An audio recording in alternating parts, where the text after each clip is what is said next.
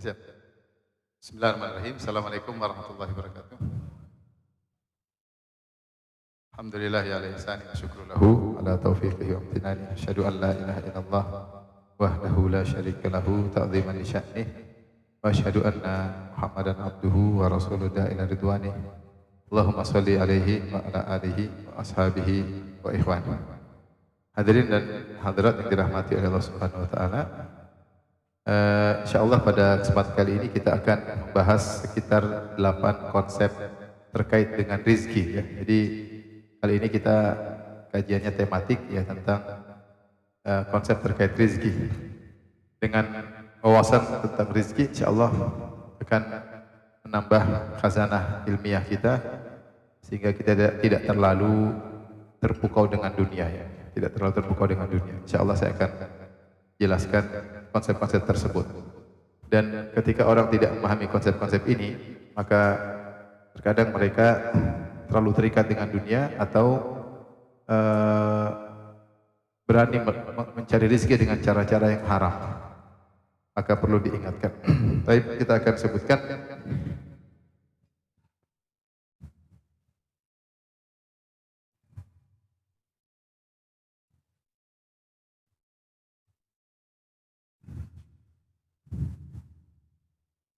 8 konsep terkait rezeki. Yang pertama, bahwasanya Allah Ar-Razzaq,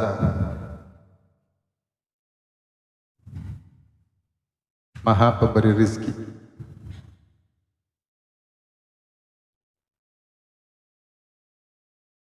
Dan ketika Allah Maha Pemberi Rizki Ar-Razzaq,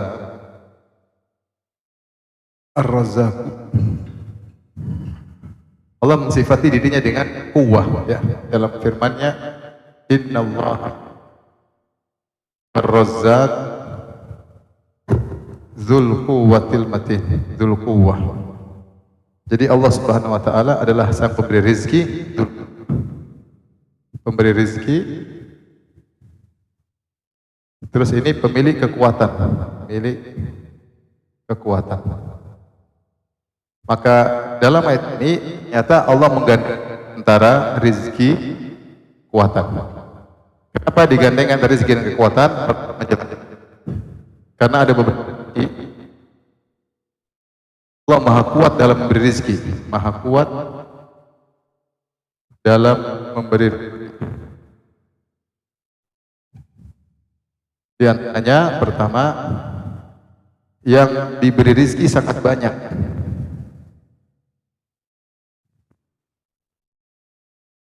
Sangat banyak.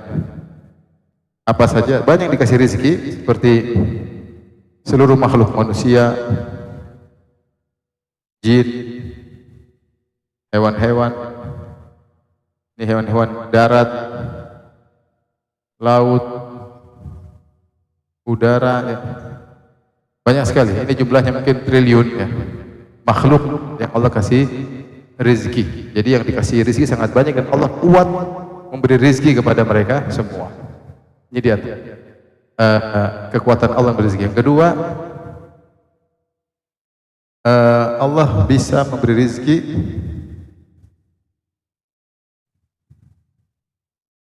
mereka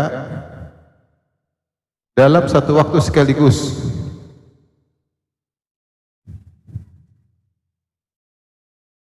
Ini juga diantara menunjukkan kekuatan Allah. Ini manusia tidak mampu, kalau manusia terlalu banyak mungkin bagi sedikit-sedikit. Tapi Allah dalam waktu sekaligus bisa memberi rizki kepada mereka dalam satu waktu. Dalam satu waktu seluruh ikan di lautan dikasih rizki, dalam satu waktu hewan-hewan dikasih rizki, manusia dikasih rizki. Ya. Seperti saya sering turun naik pesawat, terus turun lihat Jakarta begitu padatnya, manusia jutaan, tapi mereka semua sarapan nasi uduk, masya Allah. Begitu banyak orang, tapi mereka bisa makan. Padahal di Jakarta mungkin sawah tidak ada, ini tidak ada, tapi Allah kasih rezeki. Caranya Allah ada. Bahwasanya pemberian rezeki ini berkesinambungan, Itu waktu yang sangat lama.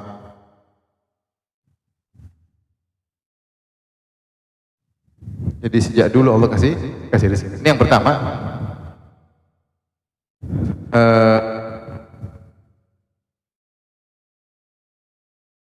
Jadi ini yang pertama, bahwasanya Allah Maha memberi rezeki.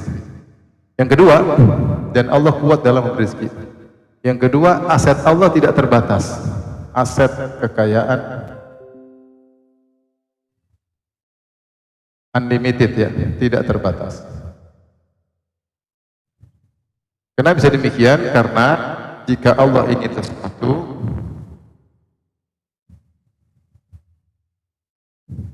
sesuatu tinggal kun fayakun. Tinggal kun fayakun. Innama amruhu idza arada syai'an yaqulu lahu kun.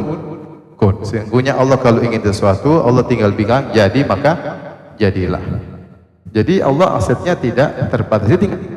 Beda dengan manusia, asetnya kayak apapun terbatas. Kan dia harus mencari. Dia mencari, dia cari lagi. Beda dengan rezeki Allah, maka rezeki Allah tidak terbatas. Dalam Rasulullah SAW bersabda, Yadullah mal'a la taghiduhu nafaqah saha'ul laili wan nahar. Artinya tangan Allah penuh dengan rezeki,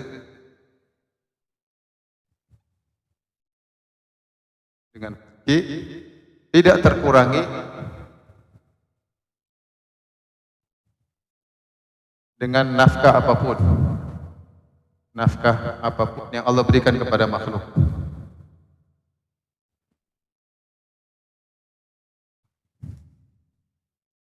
Kemudian Nabi bersabda, "Ara'aitum madza mundu khalaqas samawati wal ardh." Coba kalian renungkan, kata Nabi. Ya Allah ciptakan langit dan bumi, sudah berapa banyak rezeki yang Allah berikan. Kata Nabi sallallahu alaihi wasallam, coba renungkan. Coba renungkan, kata Nabi, atau pikirkan. Berapa aset yang sudah Allah bagi sejak mencipta langit dan bumi.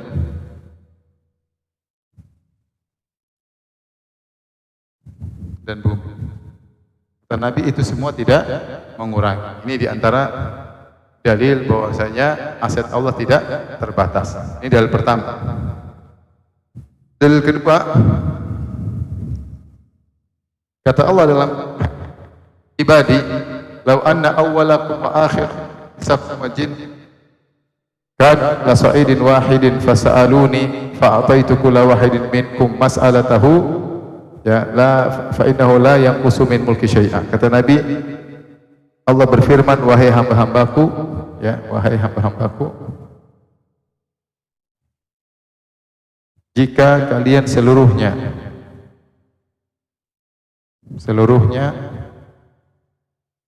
jin atau manusia dari awal hingga akhir, yaitu dari Nabi Adam sampai manusia terakhir, dari iblis sampai seluruh ada berbatu datar, kemudian semua mereka memohon, semuanya memohon, lalu aku kabulkan semuanya,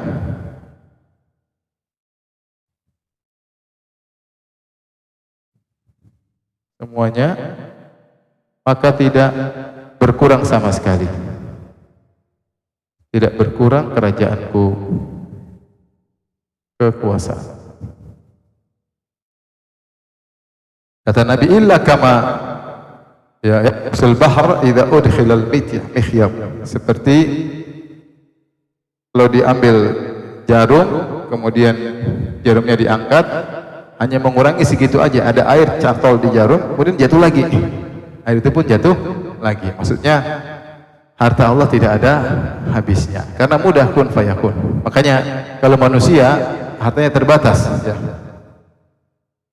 Penyair la tas'al bunai Adam hajatan fas'alil ladzi abwabuhu la tughlaqu. Jangan kau minta keperluan kepada anak Adam, tapi mintalah kepada Allah yang pintunya tidak pernah tertutup. Ya. Bunai Adam idza sa'altahu yaghdabu. Ya. Allahu ya.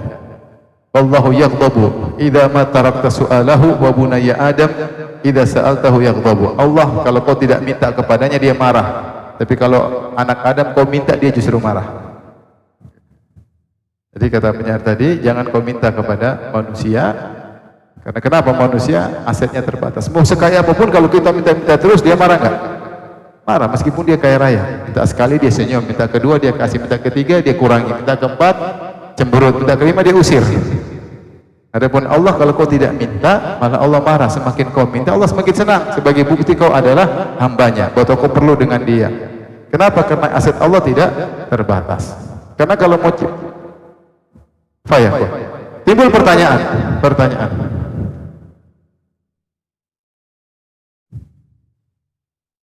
Kenapa ada ya, kenapa ada yang doanya tidak dikabulkan, doa minta rezeki tidak dikabulkan?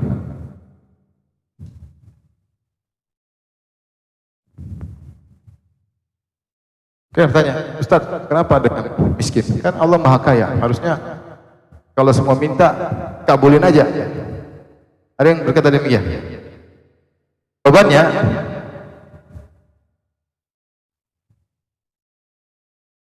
ya, pertama, kalau dikasih semua, maka sombong. Allah Subhanahu wa taala berfirman, walau basatallahu rizqa li ibadihi labagaw fil ard walakin yunazzilu biqadari may yasha. Kata Allah Subhanahu wa taala, walau basatallahu rizqa li ibadihi labagaw fil ard walakin yunazzilu biqadarin ma yasha innahu bi ibadihi khabirun basir.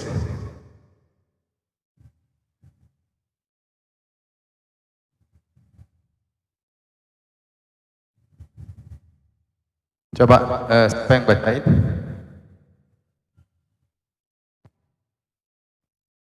Surat 42:27. Siapa yang baca? 2:27. Kalau salah, coba lihat.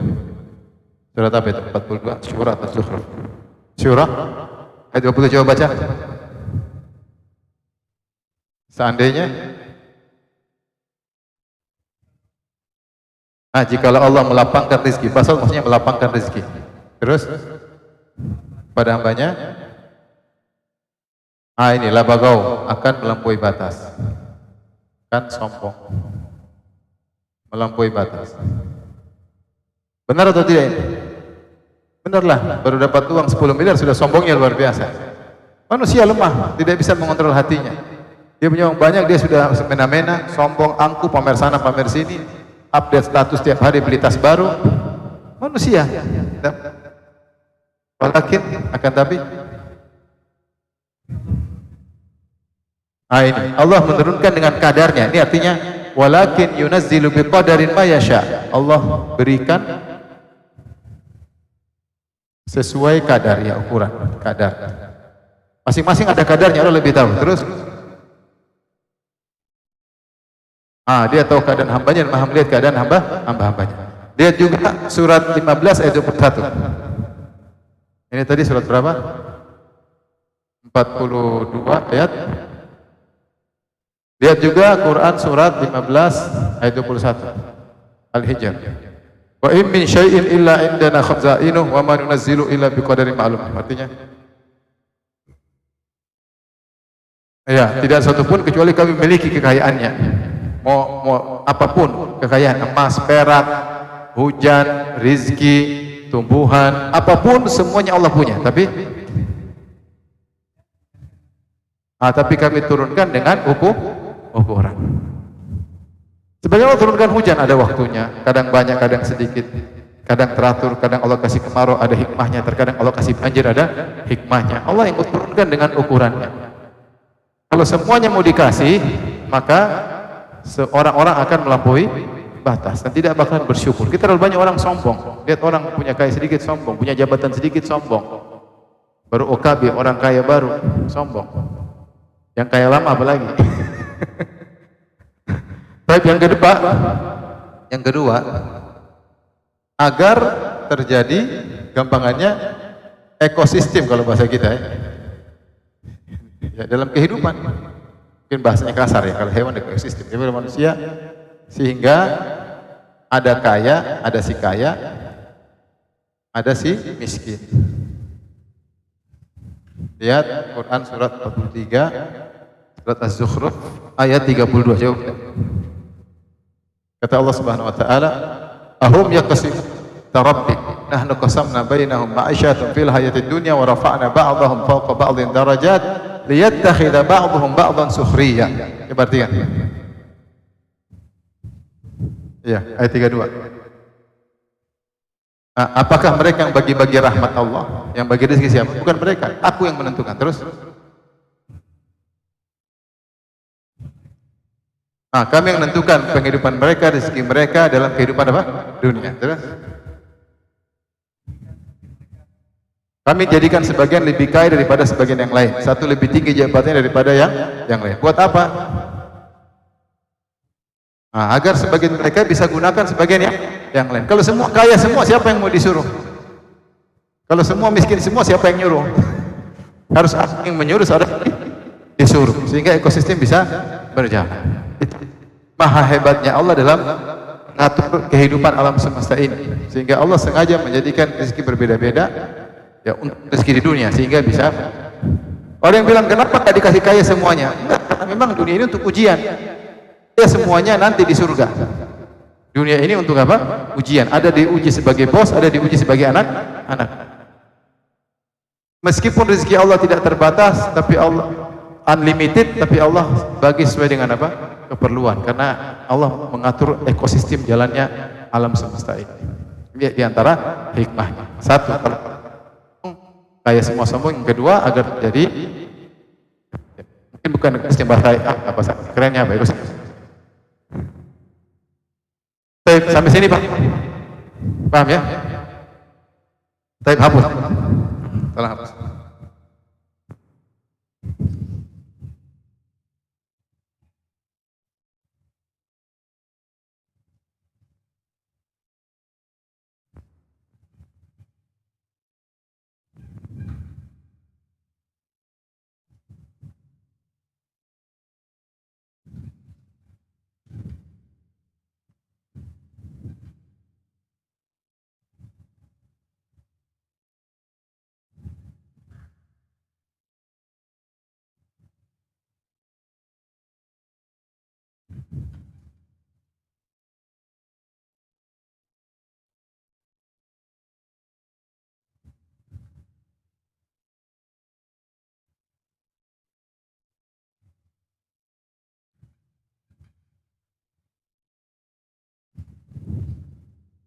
Konsep yang ketiga, ini yang sangat penting.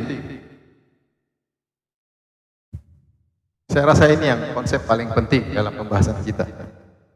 Bahwasanya rezeki itu ya di dunia saja. Ternyata di alam barzah dan ada rezeki di surga.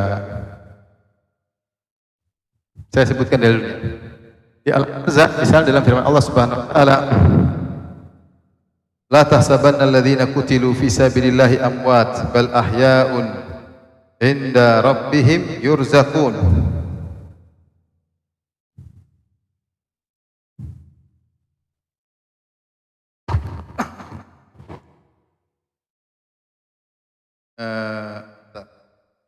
Dalam surat Al-Imran 169.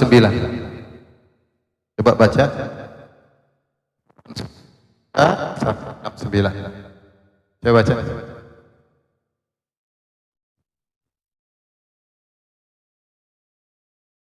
Dapat.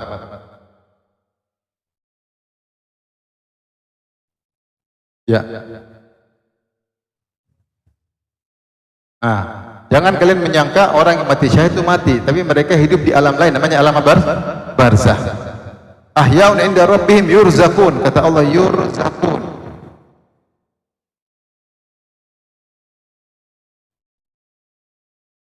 Kubur. Baik. Adapun rezeki di surga banyak sekali Allah sebutkan tentang rizki, seperti Allah berfirman ya, dalam Al-Quran, lahum maghfiratun wa rizqun karim, lahum maghfiratun wa rizqun karim. Ini diantaranya, bagi mereka ampunan dan bagi mereka rizki yang mulia, maksudnya di surga. Allah juga berfirman tentang istri-istri Nabi, ketika istri-istri Nabi minta naik uang dapur, maka Allah mengatakan, "Wa may yaqtut minkunna lillahi wa rasulihi wa ta'mal salihan nu'tiha ajraha marratain wa a'tadna laha rizqan karima." Wa a'tadna laha rizqan karima. Dalam surat Al-Ahzab, sebentar saya carikan ayatnya.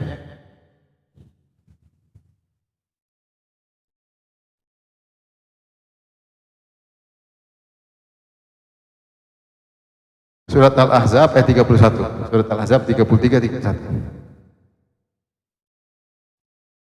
Jadi ayat ini gimana? Ayatnya ceritanya istri-istri Nabi semuanya berkumpul, mereka ada 9 orang ketika itu. 9 orang, dan mereka ternyata sepakat minta tambahan uang dapur sama Nabi. Terjadi. Kenapa mereka minta uang dapur, tambahan uang dapur? Karena ketika itu para sahabat banyak menang dalam peperangan dan mereka dapat ghanimah. Ternyata mereka bagi-bagikan ke istri-istri mereka. Nah, istri-istri Nabi lihat teman-temannya dapat uang dapur banyak, maka mereka minta tambahan sama Nabi. Akhirnya Nabi marah, tinggalkan mereka semua. Nabi 1 bulan tidak masuk di rumah istri mereka, istri Nabi sama sekali. Padahal istrinya ada berapa? 9. Jadi Nabi tidak datangi mereka sama sekali. Nabi tinggal di mana? Di Masyrubah. Masyrubah itu semacam ada rumah kecil dekat masjid. Naik tangga Rasulullah di situ. Sebulan tidak pernah datangi istri-istri Nabi sama-sama. Gara-gara mereka minta uang apa? Tambahan uang dapur. Kenapa? Karena Nabi tidak suka. Karena Nabi ini orangnya zuhud. Kalau mau hidup sama saya, tidak bisa tambah uang dapur. Harus sabar seperti saya atau cerai.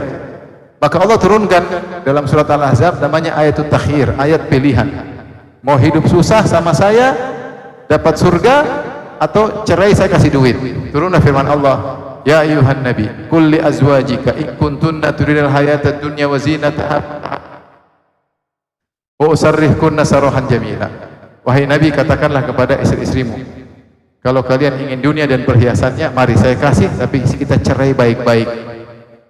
Wa in kuntunna turidullaha wa rasulad daral akhirah fa innallaha adda lil muhsinati minkunna ajran azim. Ketika akhirat Allah siapkan ganjaran yang besar. Sampai Allah mengatakan dalam surat ini yang saya baca tadi, ya nisa'an nabi may yaqnut minkunna lillahi wa rasulihi. Wahai istri-istri Nabi, siapa di antara kalian yang kunut taat beribadah karena Allah dan Rasulnya, wa ta'mal salihan, dan beramal salehah, nu'tiha ajran marratain, kami akan kasih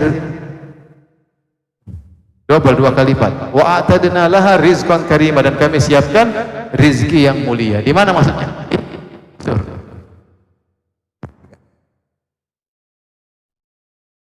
Di surga rizki yang mulia. Yaitu Allah ingin bilang, kalau kalian ingin rizki dunia, akhirat gak ada rizki. Di akhirat gak ada rizki. Jadi apa yang terjadi pada pembagian ini? Ada beberapa kemungkinan secara akal.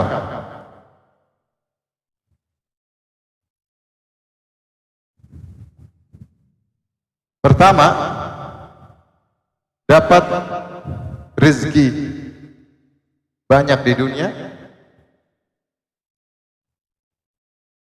tapi di akhirat tidak dapat. Rezeki banyak di dunia, rezeki akhirat nol. Rezeki akhirat nol. Siapa? Orang kafir. Orang kafir. Ini orang-orang kafir. Ya. Makanya ketika Nabi SAW, ya, Allah mengatakan dalam Al-Quran, "Adhabtum tayyibatikum fi hayatikumud dunya wastamta'tum biha." Ketika hari kiamat Allah bicara sama orang kafir, kalian menghabiskan kebaikan kalian di dunia, kalian sudah senang-senang, di akhirat nol, kata apa? Jadi ada dapat di sini full, tapi akhirat nggak dapat. Seperti ketika Nabi tidur di tempatnya jelek, maka Umar berkata, "Ya Rasulullah, Kaisar, Raja Romawi, Raja Persia, Kisra, mereka bersenang-senang sementara mereka penghuni neraka." Maka Rasulullah berkata, "Apakah engkau ragu wahai Umar? Mereka adalah kaum yang disegerakan rezeki dunia mereka." Jadi dunia mereka dikasih, tapi di akhirat enggak dapat. Baik. Ini kemungkinan pertama. Kemungkinan kedua, dapat rezeki banyak di dunia, di akhirat sedikit. Ini kemungkinan kedua. Kemungkinan ketiga, dapat rezeki banyak, rezeki sedikit di dunia,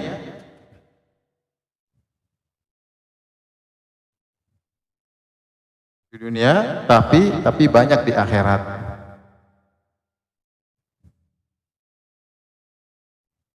Yang keempat, banyak di akhirat. Banyak di akhirat. Ya. Ini banyak rezeki di dunia tapi banyak di akhirat. Ada banyak di dunia sedikit di akhirat. Ini pelaku maksiat. Pelaku maksiat. Ada satu lagi. Ada 5. Satu lagi apa? Sedikit di dunia, sedikit di akhirat. Ini kafir miskin. Atau habis di akhirat. Ini mungkin kafir miskin. Kafir miskin. Atau kalau kafir nol, atau pelaku maksiat miskin.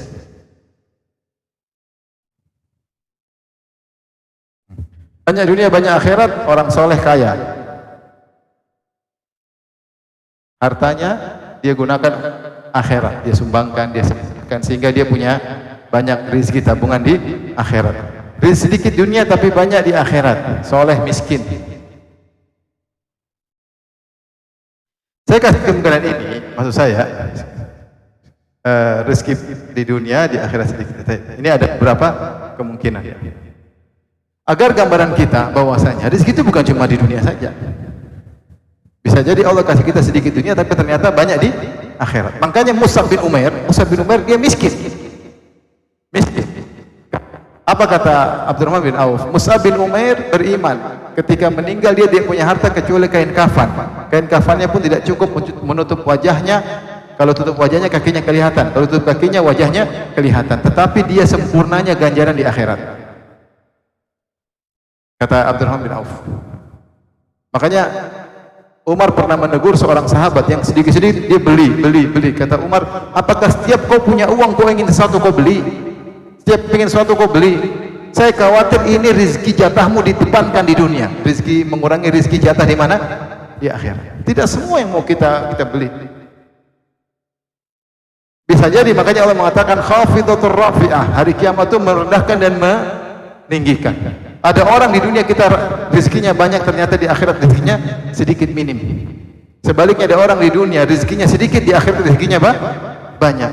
Maka sekarang saya bilang, saya sama pembantu saya, kalau di dunia rezeki banyak daripada dia, di akhirat itu wallahu alam.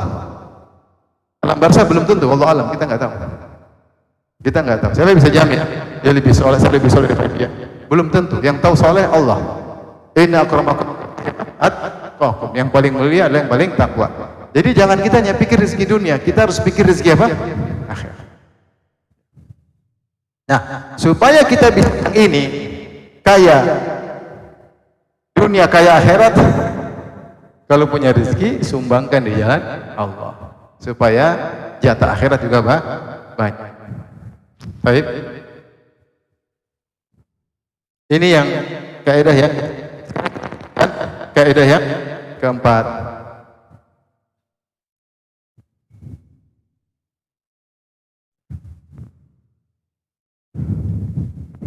Kalau kita bertakwa di alam barzah dapat jatah rizki, dapat kesenangan, ada kehidupan. Kehidupan dunia kita cuma sebentar, selesai. Alam barzah mungkin puluhan tahun, mungkin ratusan tahun. Alam akhirat selama-lamanya. Maka jangan sampai seorang di dunia ternyata dia nggak ada jatah. Hati-hati. Saya bilang ya, alhamdulillah saya sudah ngobrol sama kawan-kawan. Orang ya kita bukan orang miskin. Taruhlah kita punya kawan duitnya 1 triliun. Nggak beda-beda jauh, makan juga makan, tidur juga apa? Tidur. Punya kendaraan juga, naik pesawat juga bisa. Mungkin dia jet pribadi, kita jet banyak orang, aman. Dia jet pribadi, kita jet banyak orang.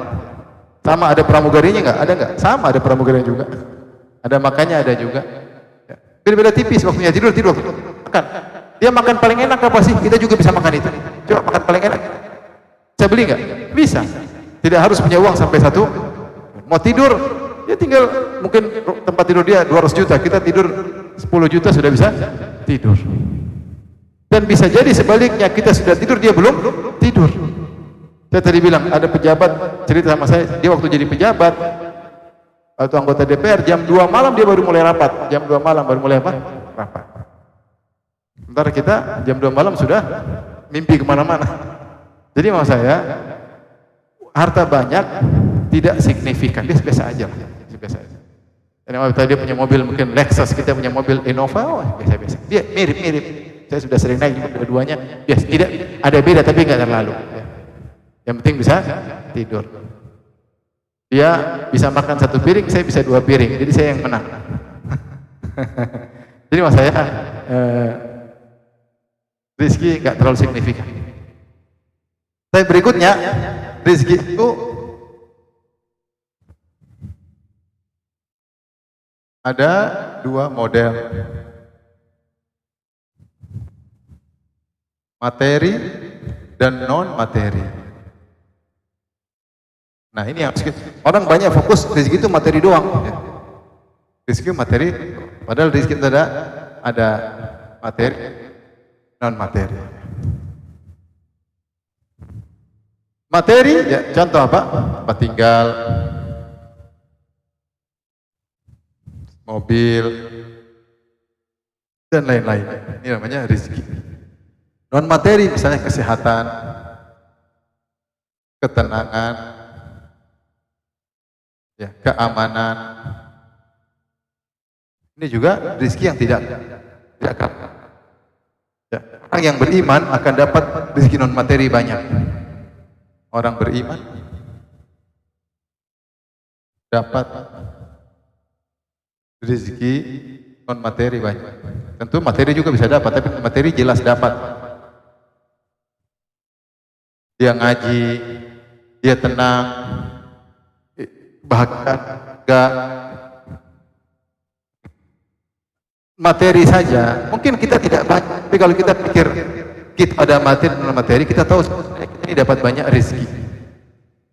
Betapa banyak orang dapat rezeki banyak, tapi dia non materi nggak dapat, dia nggak tenang, gelisah.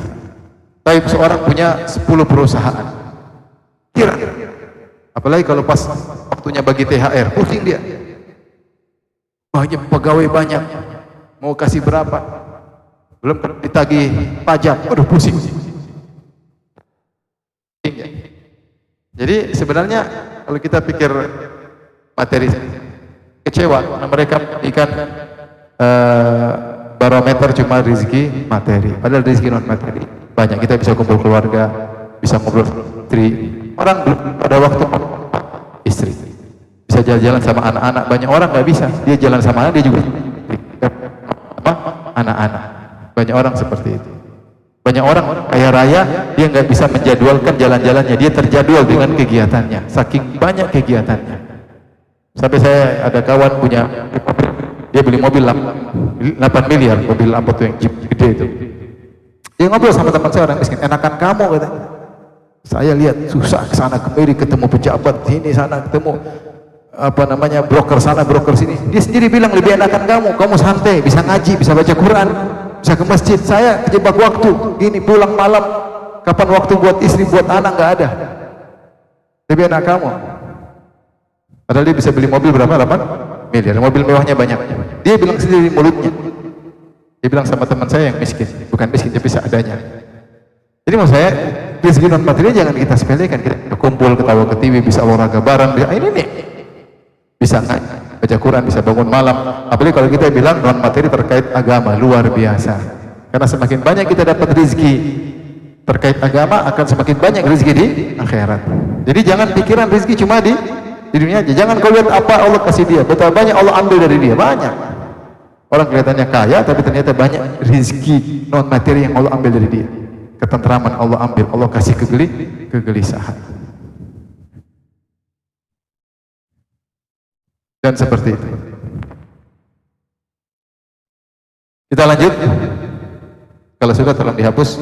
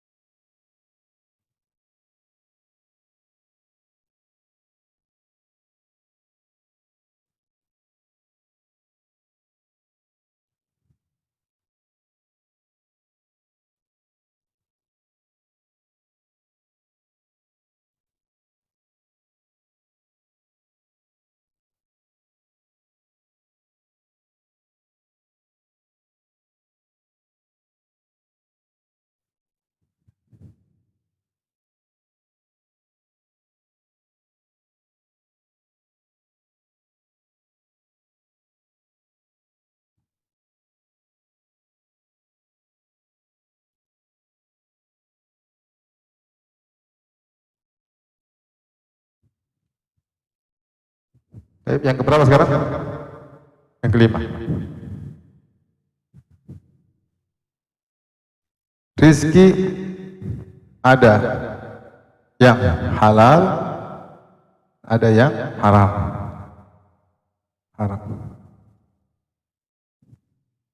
Yaitu cara mencarinya, ya. Cara mencarinya, ditinjau cara mencarinya, cara memperolehnya.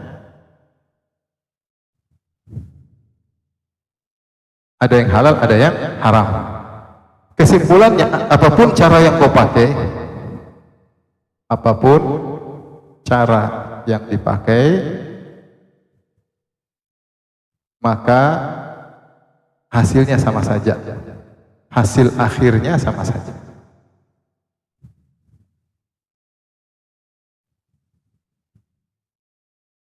Hanya saja dengan cara halal selamat di akhirat, hanya saja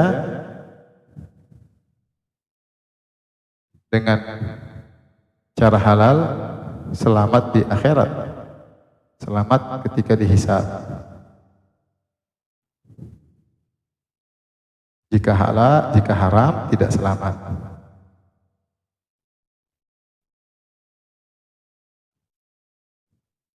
Apa maksud dari konsep ini? Konsepnya begini, orang rezekinya sudah ditentukan.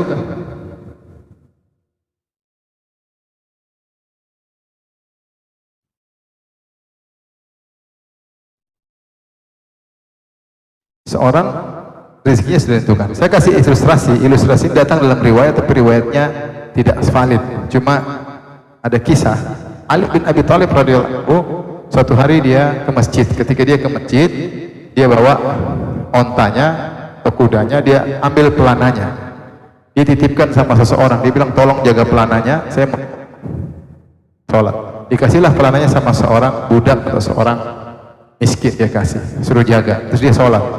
Ketika dia sholat, dia balik, ternyata pelananya dicuri sama orang tadi. Dicuri sama orang tadi. Akhirnya Ali suruh anak buahnya yang lain, tolong kamu cari saya pelana di pasar. Orang itu beli, ternyata pelana tersebut harganya 2 dinar atau 1 dinar. 1 dinar. Kemudian dia beli, dibawa ke ini, saya baru beli pelana. Ternyata itu pelana yang sama. Ternyata pelana yang sama. Berarti orang tadi jual di sana, setelah dia curi dijual. Kata Ali bin Abi Thalib, di saya ketika keluar dari masjid, saya ingin kasih dia hadiah 1 dinar. Cuma dia tidak ridho dengan cara halal, maka dia jual, dia dapat 1 dinar tapi cara yang haram. Paham maksudnya? Maksudnya cari rizki, cara halal, cara haram sama saja hasilnya. Yakin sama hasilnya. Kalau mungkin awalnya berbeda, ujungnya sama, ujungnya akhir. Saya punya kawan, orang Padang, orang Bukit Tinggi. Dia dapat proyek sama 1 triliun lebih, 1 triliun lebih. Dapat proyek ratusan miliar lah.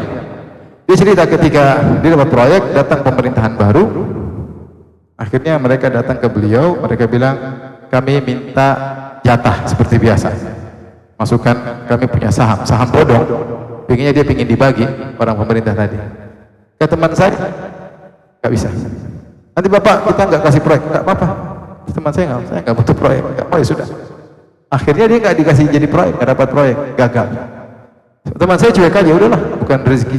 Subhanallah, habis itu mereka datangkan proyek kontraktor baru, ternyata itu proyek susah. Kontraktor baru ini nggak bisa ngerjain. Akhirnya hubungi teman saya lah. Ini teman saya cerita sama saya langsung. Kata teman saya, boleh tapi nggak ada saham-sahaman. Akhirnya setuju. Daripada ditanya sama atasan nggak bisa jalan. Akhirnya dia rezekinya sama saja. Dia sama saja. Ini beliau, mohon maaf, yang bangun masjid apa? Abu Darda. Jadi perlu keyakinan, apa? Nggak usah. Kalau bukan dari cara ini, akan ada cara lain Allah buka. Hasilnya sama saja. Mungkin kelihatan di awal cara haram itu banyak, nanti ujungnya sama aja. Mungkin diambil, mungkin dicuri, hasilnya sama saja. Cuma bedanya kalau cara halal kita selamat, karena kita di akhirat akan ditanya, di akhirat ditanya 2 pertanyaan. Ditanya tentang harta dengan 2 pertanyaan. Dari mana? Dipakai buat apa? Dipakai buat apa? Dari mana? Kalau dari mana sudah haram, binasa. Kalau ternyata buat mabok, lebih binasa lagi.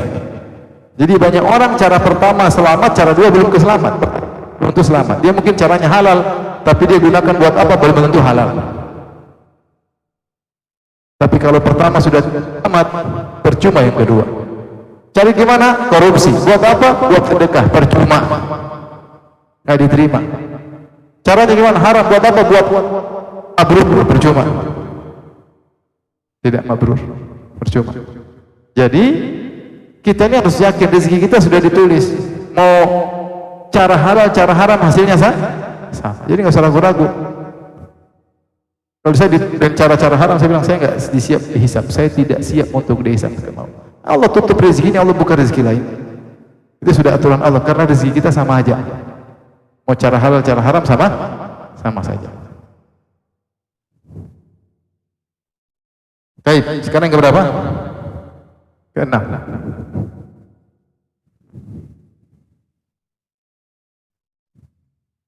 Banyaknya rezeki bukan Allah pasti cinta atau ridha. Quran surat Al-Fajr kata Allah subhanahu wa ta'ala, ya, fa'al insanu idza mabtalahu rabbuhu fa'akramahu, 15 sampai 17. Coba baca.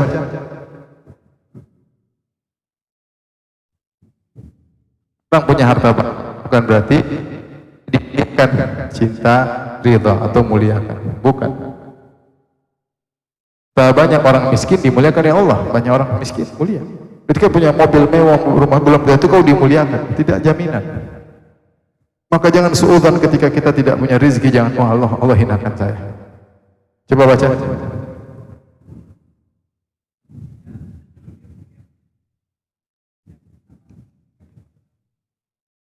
Kalau manusia dapat harta, dia bilang Allah muliakan saya. Terus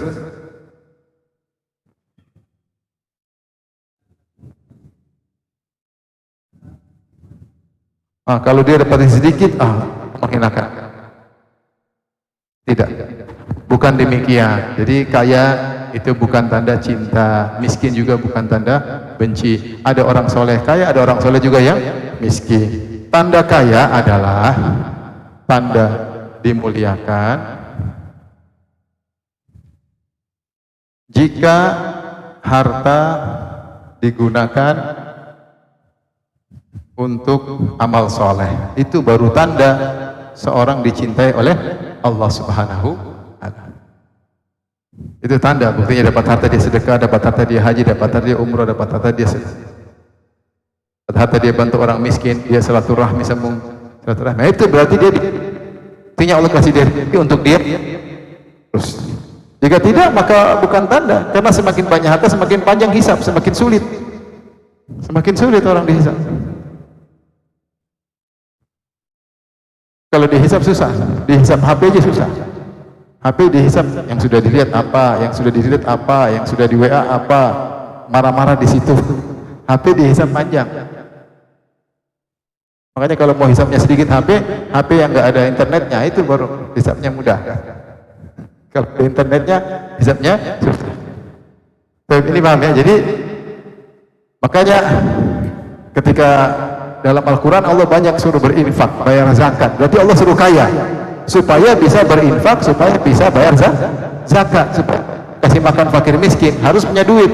Nah kalau orang punya duit ternyata oleh itu berarti Allah cintai dia. Seperti Nabi Sulaiman alaihissalam. Seperti Nabi itu duitnya banyak tapi langsung habis. Dia mengatakan kalau saya punya emas sebesar gunung Uhud belum 3 hari saya sudah habisin. Sisakan untuk bayar hutang kalau saya punya hutang.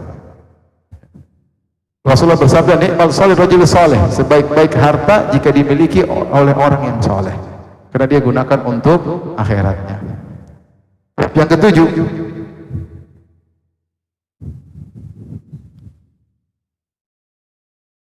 semua makhluk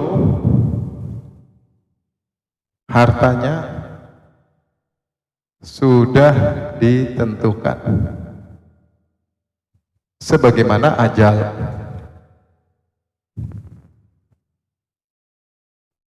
Ajal sebenarnya enggak. Idza jaa ajaluhum la yastakhiruna sa'atan wa la yastaqdimun. Kalau sudah datang ajal tidak dimajukan, tidak bisa diundurkan. Ajal akan datang yang pas. Rizki pun demikian. Rizki tidak akan berkurang. Kata Nabi SAW dalam hadis, terus nafas anna nafsa lan tamuta tastaqbil fa'ajmilu fi talab khudhu ma halla wa da'u ma harum. Kata Nabi SAW, Jibril alaihissalam mewahyukan kepadaku bahwasanya tidak ada satu jiwa pun yang mati hingga sempurna rezekinya. Maka kata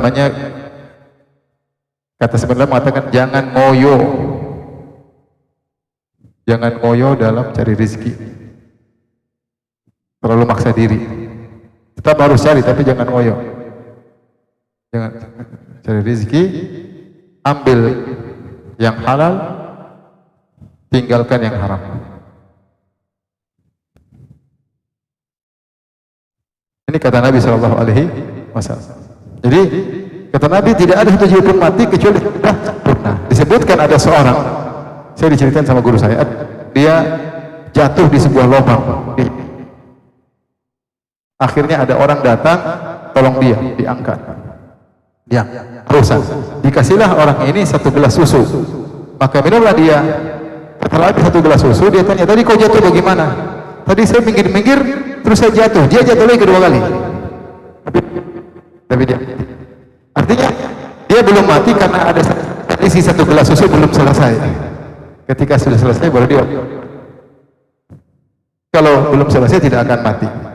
Harus sempurna terlebih dahulu. Makanya dia mengatakan, fa'ajmilu fi talab, itu jangan terlalu ngoyo, maksudnya kerja 24 jam, biasa-biasa aja. Kerja berlebihan seakan-akan bisa merubah rezeki yang suci.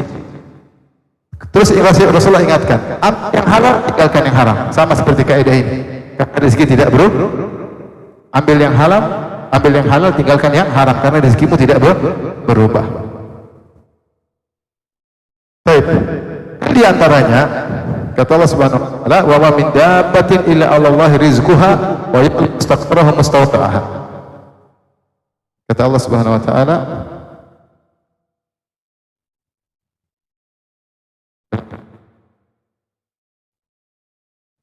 ayat 6.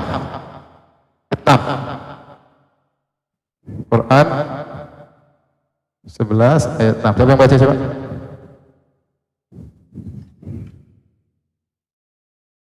Ya, ayat 6.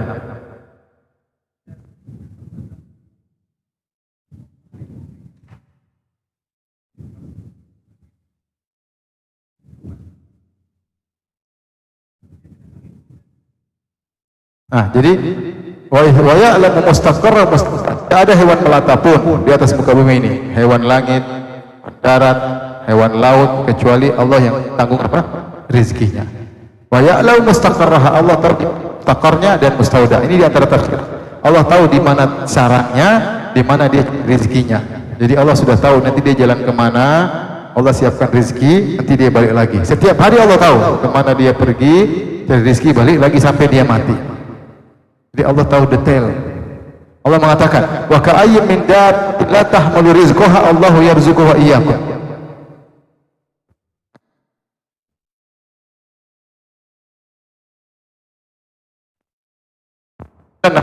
Quran surat 2960. Kata Allah Subhanahu wa taala, betapa banyak hewan di melata yang tidak bisa ngatur rezekinya, karena hewan itu tidak seperti manusia. Manusia itu cerdas, bisa mikir ini, mikir ini. Hewan terbatas akalnya. La tahmilu rizquha, dia tidak bisa ngatur rezekinya. Allahu yarzuquha, tapi Allah yang ngatur apa? Rezekinya. Maka manusia sudah diatur apa? Rezekinya. Kaidah yang terakhir yang ke-8,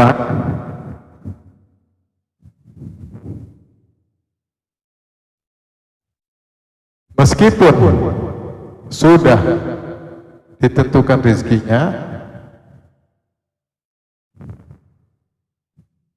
tapi ini adalah suatu yang gaib. Ini adalah hal yang gaib, gak ada yang tahu.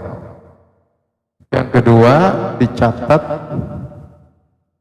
rezeki dan sebab rezeki. Jadi yang dicatat, ini agak gak ada yang tahu rezeki, kita masih ada yang tahu. Tahu-tahu menjadi kaya raya. Ada yang jadi kaya.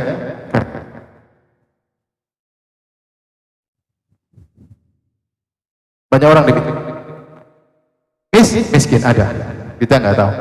Nah, dicatat rezeki itu bukan cuma sekedar si fulan rezekinya. Enggak, tapi Allah catat juga sebabnya. Dia 10M karena sebab begini. Jika perkaranya demikian, maka kita tetap diperintahkan berusaha, tetap diperintahkan cari rezeki untuk menjalankan sebab, untuk meniti takdir yang ditakdirkan untuk kita. Takdir yang telah ditentukan. Misalnya saya ditakdirkan, tidak tahu gimana caranya, ternyata saya jalani sebab dengan menikah, ternyata saya punya anak. Saya nggak tahu anaknya sampai berapa, ya. Tapi saya harus meniti usaha.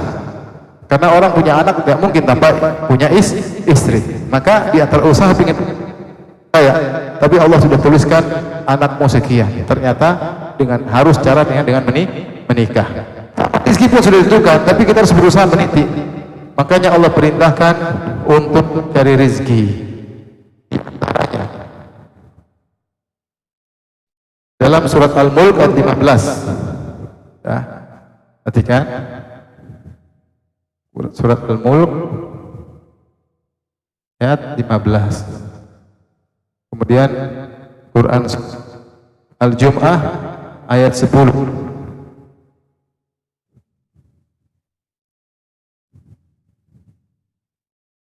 Ayat 10. Kemudian juga Quran surat terakhir Allah suruh 16 ayat 14.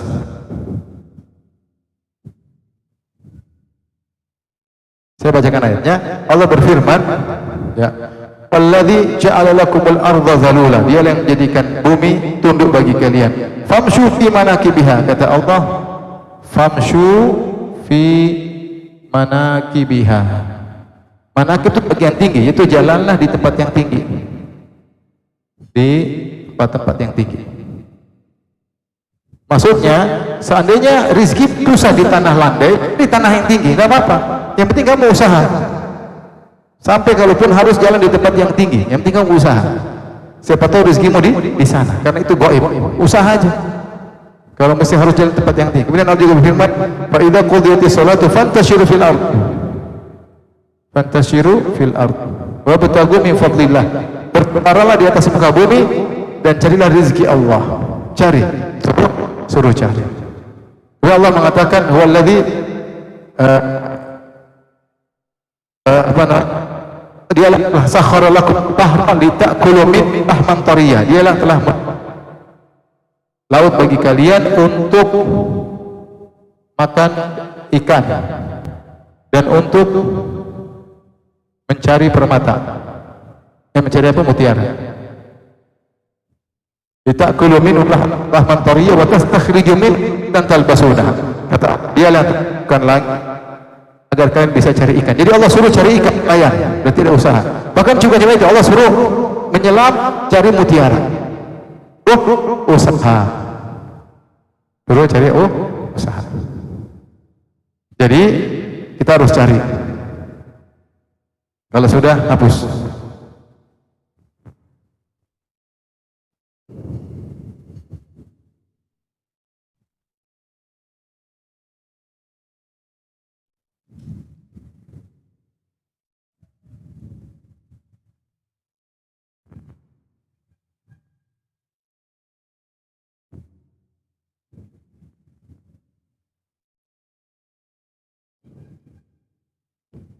Satu kaidah lagi insyaallah.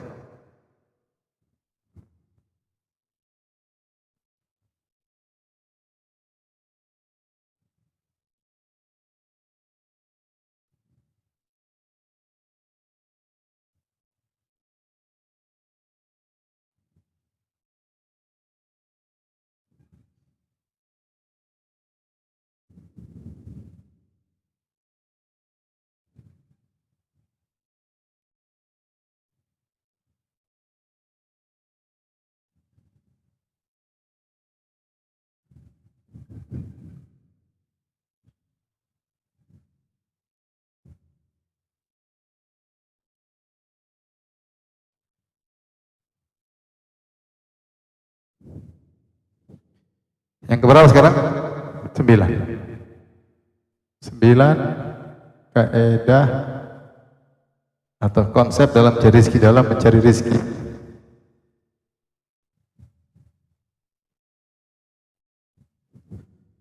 Pertama, gantungkan hati kepada Allah.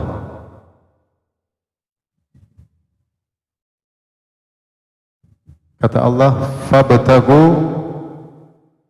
indallahi ar-rizq."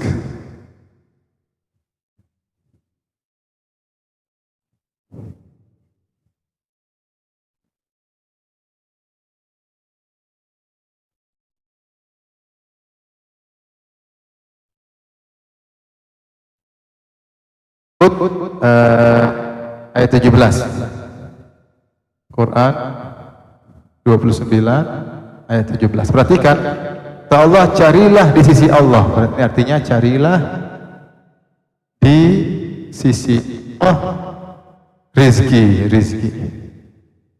Jadi semua yang kita usahakan, kita kerja sama bos kita, jangan pernah menggantungkan hati kepada bos, jangan pernah menggantungkan hati kepada customer, jangan pernah menggantungkan hati pada konsumen, ya, jangan menggantungkan hati pada iklan, enggak. Semua rezeki dari siapa? Allah. Kita usaha tapi hati kita ke Allah. Allah yang bikin konsumen mau beli, Allah yang bikin bos mau terima lamaran kerja kita. Semuanya cari rezeki di sisi Allah. Yang pertama. Jadi jangan gantungkan hati ke sebab-sebab. Sebab-sebab seperti apa? Bos, konsumen, iklan, semuanya dari Allah. Tapi gantungkan hati ke penentu akibat, ke Allah sang penentu akibat, karena dialah maha pemberi rezeki. Yang kedua, rezeki bisa dicari dengan dua cara. Cara materi, duniawi, cara ukhrawi, cara agama, cara ukhrawi. Adapun cara duniawi, ya seperti contohnya, ya, jadi pedagang, cari rezeki pedagang, kemudian dokter, broker, ya, dan lain-lain.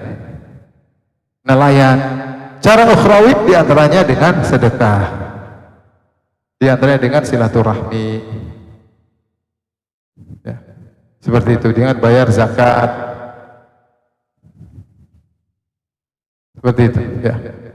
Jadi terkadang orang lalai cara ukhrawi, padahal cara yang lebih efektif daripada cara duniawi.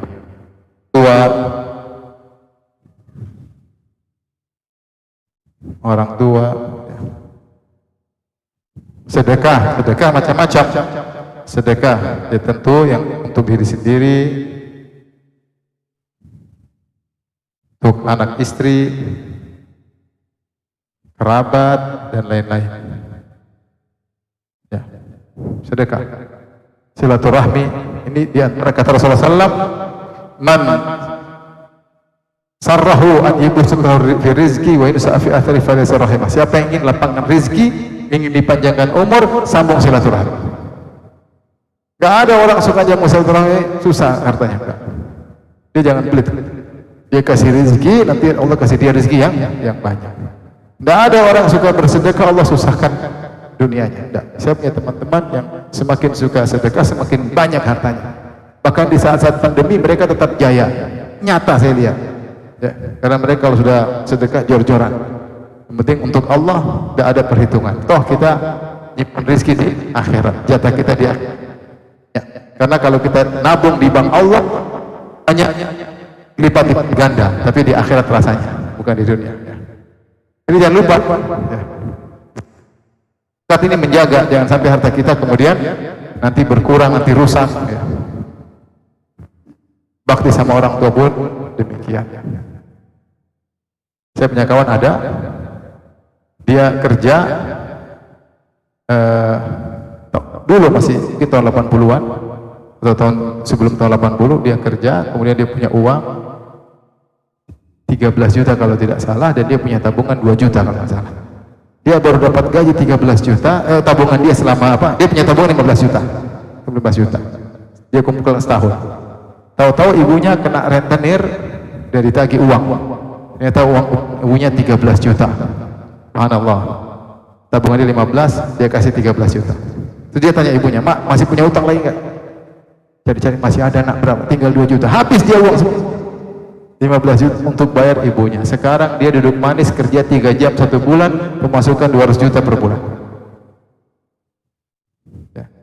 Duduk manis, cuma kerja cuma 3 bulan, cuma telepon 3 jam dalam sebulan. Ini atur sana, kirim sana, atur sana, total kerja sebulan cuma 3 jam. Allah kasih kemudahan rezeki. Kenapa? Dia pernah berbakti sama orang tua. Kalau saya, kita cari rezeki, ya, bisa dengan cara berdagang, Tapi jangan lupa ini juga sumber rezeki yang cepat yang terkadang di luar nalar. Di luar apa? Nalar. Kemudian yang ketiga, jangan sibuk cari rezeki sampai lupa kepada Sang Maha Pemberi rezeki. Allah yang kasih kita rezeki, jangan kita lupa sama Dia. Cari uang waktunya sholat, lupa sholat. Cari uang waktunya pengajian. Jangan lupa kita ini cari rezeki supaya bisa nyembah Sang Pemberi rezeki. Ini cari rezeki sampai lupa sama kepada Sang Pemberi rezeki. Terus yang keempat, mencari rezeki yang halal. Halal adalah jihad. Kata Imam Al-Qurtubi, sebagaimana penjelasan Imam Al-Qurtubi. Lihat surat Al-Muzammil ayat terakhir, ayat 11 kalau tidak salah. Kata Allah, alim minkum mard wa akharun fil ardi yabtaguna min fadlillah wa akharuna yuqatiluna fi sabilillah. Kata Allah, di antara kalian Allah tahu ada yang jalan di atas muka bumi untuk mencari rezeki yang halal, dan di antara kalian ada yang berjalan di atas muka bumi untuk jihad. Kata Allah menggandengkan antara orang yang berjalan mencari rezeki dengan orang yang berjalan berjihad, karena mencari rezeki yang halal adalah jihad fi sabilillah. Tidak mudah. Tidak mudah. Banyak fiktif, banyak iklan-iklan. Benar, cari rezeki yang halal tidak mudah, tapi dia jihad fi sabilillah.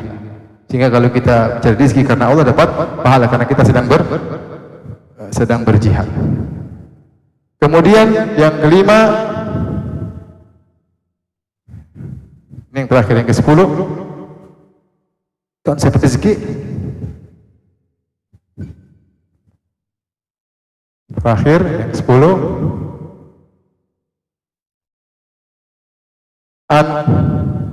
rezeki. Ya, pertama, silahkan nikmati, jangan pelit. Jangan pelit. Ada dua. Pelit ada dua. Pertama, pelit iri. Yang kedua, pelit sama orang lain. Kalau pelit sama orang lain banyak, tapi diri sendiri ini parah. Dulu ada kerabat kena penyakit jantung, kerabat saya orang, ya cuma dia disuruh berobat di dokter itu, rumah sakit itu dia mahal, nggak mau yang murah. Akhirnya dia mati tuh keluarga kerabat, karena ada yang mahal dia nggak perlu, duitnya banyak bukan sedikit, cuma dia terlalu pelit. Yang jadi masalah pelit sama diri sendiri. Kalau pelit sama diri sendiri ini repot. Orang pelit itu hidupnya seperti orang miskin, hisabnya orang kaya, ya enggak? Hidupnya seperti orang miskin tapi hisabnya orang kaya karena duit dia banyak. Tapi hidup seperti orang ya'ishuna aisyal fuqara wa yuhasabuna hisabal agniya. Orang pelit al-bukhala itu, mereka orang pelit itu hidup miskin tapi hisabnya hisab orang kaya. Kemudian yang menderita juga keluarganya. Orang pelit yang menderita siapa? Istrinya menderita, anaknya menderita, ibunya menderita. Karena ibunya tahu dia kaya tapi nggak dikasih-kasih. Kan apa dalam hati itu, anak kok pelit banget. Anaknya sedih, istrinya sedih karena terlalu pelit. Adakah orang seperti itu? Ada.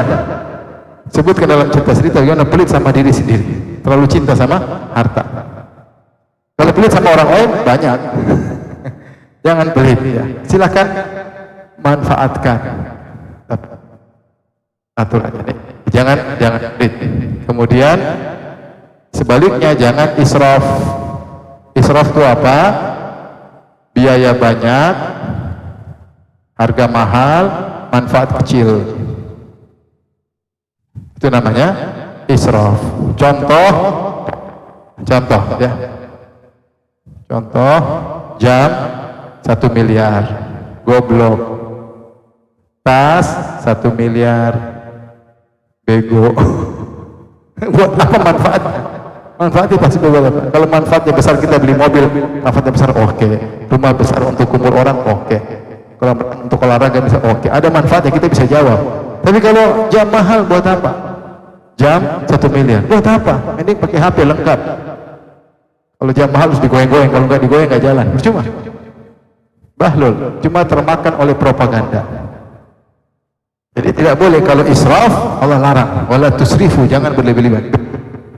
Yaitu biaya banyak, manfaatnya apa? Kecil. Tas 1 miliar buat apa? Nggak ada faedah. Nggak ada faedah 1 miliar. Nggak bisa buat simpan mobil, nggak bisa. Yang ketiga, ini 1, 2, 3. Gunakan harta semaksimal mungkin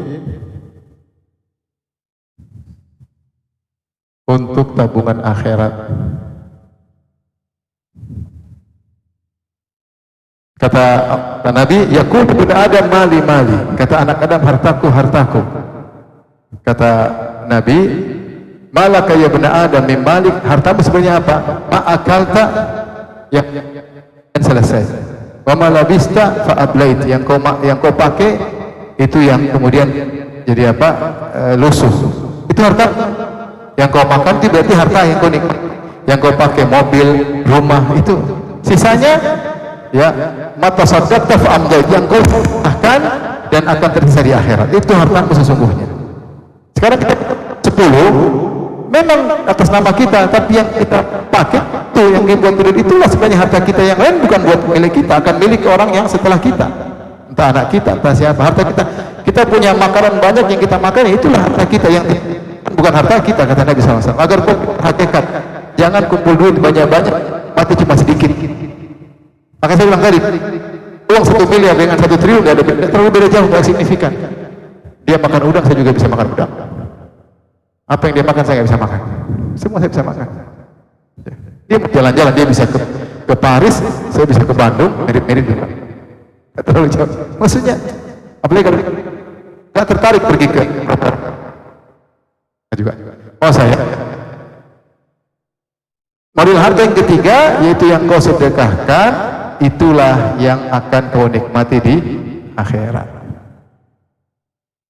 Makanya Rasulullah berkata, idza matal insan, jika yatba'ul jadwal bait salas, mayat itu diikuti dengan 3 perkara. Yang 2 pulang, tinggal 1. Yang pulang apa? Anaknya dan hartanya. Dia mungkin naik mobil mewahnya, taruh mayatnya, mobil mewahnya pulang. Anak istrinya tinggalin dia. Tinggal 1 amalnya, masuk dalam alam barzah. Nah, kalau dia sedekah, sedekah ini jadi amal, akan menemani dia di alam kubur. Demikian terkait dengan rizki. Wallahu a'lam bishawab. Kalau yang bertanya saya persilahkan.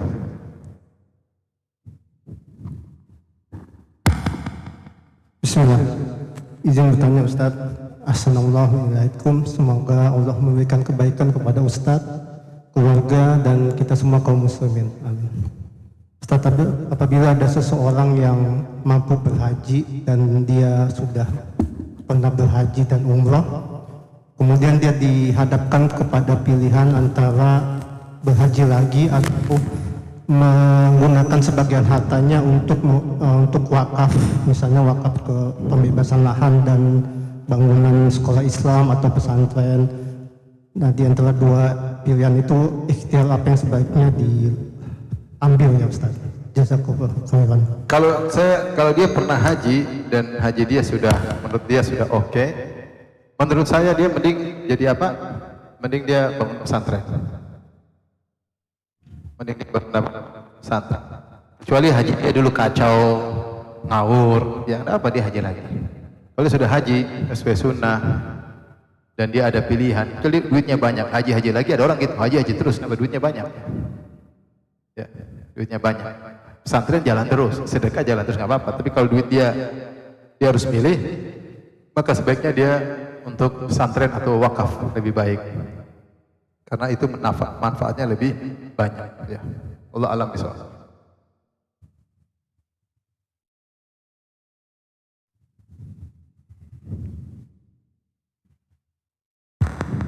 wabarakatuh. Syukur untuk kesempatannya untuk bertanya. Saya mau nanyakan nih, Ustaz, misalkan nih kita mendapatkan insya Allah rezeki 1 triliun misalkan itu pembagiannya baiknya bagaimana? Kalau apa? Misalkan dapat rezeki 1 triliun misalkan. Iya, terus. Itu pembagiannya misalkan itu apakah separuh untuk akhirat atau separuh untuk dunia atau bagaimana? Terus yang kedua mau saya tanyakan juga masalah sekarang kan banyak juga orang melakukan ikhtiar rezeki itu dengan cara investasi ya. Nah investasi kan ada beberapa hal seperti saham itu kan dan sebagainya seperti Bitcoin yang sekarang lagi ngetren itu hukumnya di mata syariah itu gimana? Syukron. Kalau punya uang 1 triliun, saya punya uang. Ya intinya harus buat sedekah. Uang 1 triliun terlalu banyak. Saya nggak bisa kebayang. Tapi ada uang untuk wakaf kita di akhirat, bangun masjid kayak.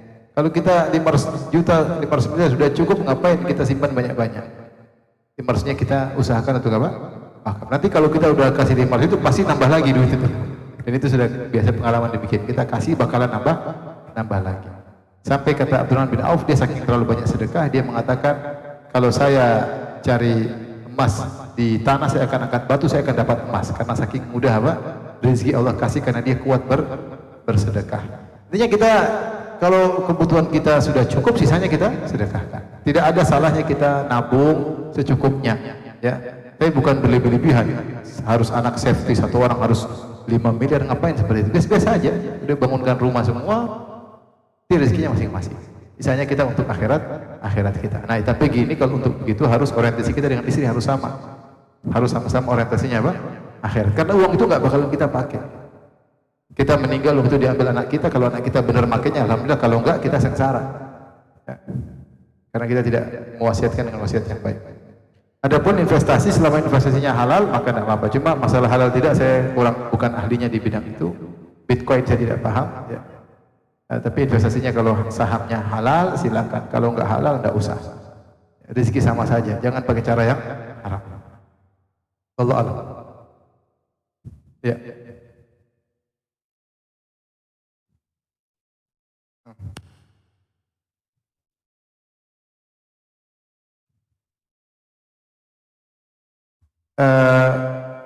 Iya, tidak amal yang lain kan. Ya, anak mayat terputus kecuali 3.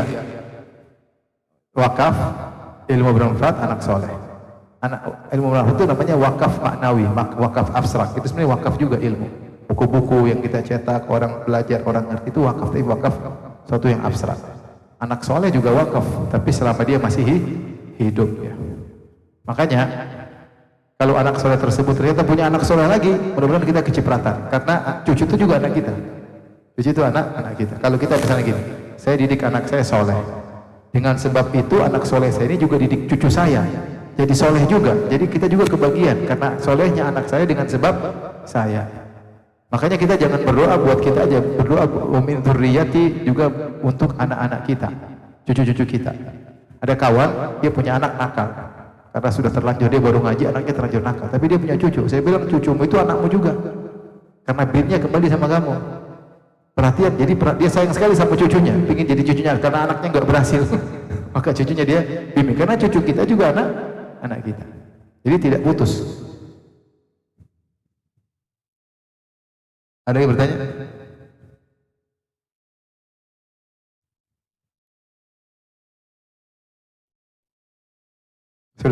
Sudah kalau gitu. Alhamdulillah, demikian saja 10 konsep, semoga bisa dimengerti. Wabillahi taufiq hidayah. Assalamualaikum warahmatullahi wabarakatuh.